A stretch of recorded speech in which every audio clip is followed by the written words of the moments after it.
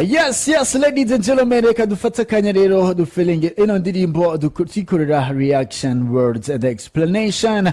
Akaririmbo ka Bface on the Floor kumwe na D1 bakugira ngo Imuhira. Umviriza akaririmbo karatangura nkonko. Let's go.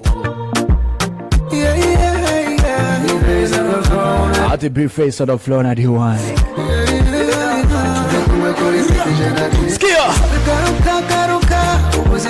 Ati garuka rukundo ubuzima buryohe, aburyo udahari ubuzima ntiburyoha. Umite D1 ufiriza nakajwi kiwe. Skia. Ati garuka bebe ubuzima burabiha udahari. Come back home. Yes, ni kombinezo y'abasore babiri kuva bose mu ntara ya Kayanza, neza na neza Bface on the Floor kuva muri komine Matongo, mu gihe D1 asanzwe ava hariya muri komine Kabarore. Nivyahiriye ngaho ni indirimbo ubona yuko irimo 100% abasore kuva mu ntara ya Kayanza, neza na neza hariya Butanyerera. Abona yuko n'umuproducer yashoboye gukora ino ndirimbo umite Chizo Boy, kudo support Chizo Boy akora akaririmbo kiza nkaka, nawe nyene kuva mu ntara ya Kayanza barakorana bose bakuzanira kino gikogwa. Ubuzima bwanje bwose burabiha, ubuzima bwanje bwose burabiha. Garukumindurire ubuzima bwo ngahakwisi, kumindura ubuzima bwo kwisi. Ni wewe wenyine ushobora kuwushira muri mode, ni wewe wenyine ushobora gutuma mpaho neza. Umutima ntiwobikora ngo ndaguhebe canke ndakwikuremo. If I get you baby girl, I can feel alright. Hame no kuronka nomererwa neza, hame no kuronka ubuzima bwogenda neza. Umite D1 umusore kuva muri Iteka Music, umusore afise ijwi banange. Mvritsa Skija wawa Bface on the Floor na the place.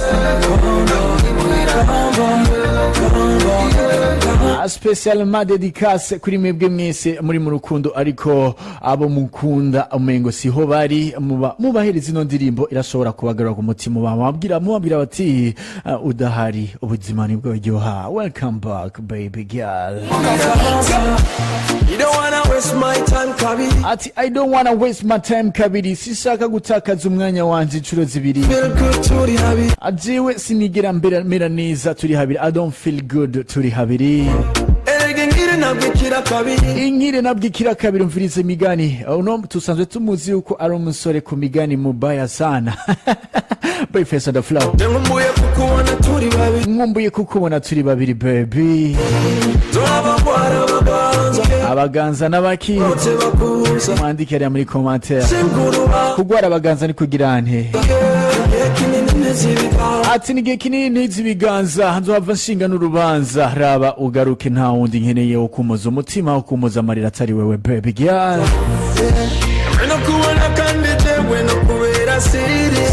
Hamwe no kubona no kubera serious.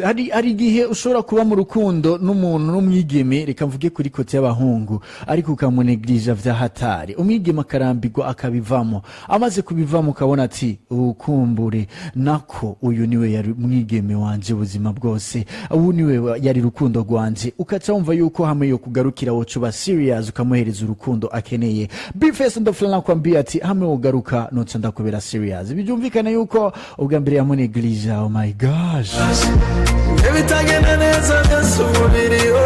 Ati bitagenda neza kiriya gihe ubu vyose biri original. Hame no kuronka none zigwa nomererwa neza. This is a good song from themselves, them boys. Bface on the Floor alongside D1. Indirimbo yitwa Imuhira, agaruka nk'utwara Imuhira. Yes, nakaririmbo keza rero mugende mubere ku rukundo. Official link y'ino ndirimbo ndayibahereza 5 kwa 5, maze mugende mubere ki love.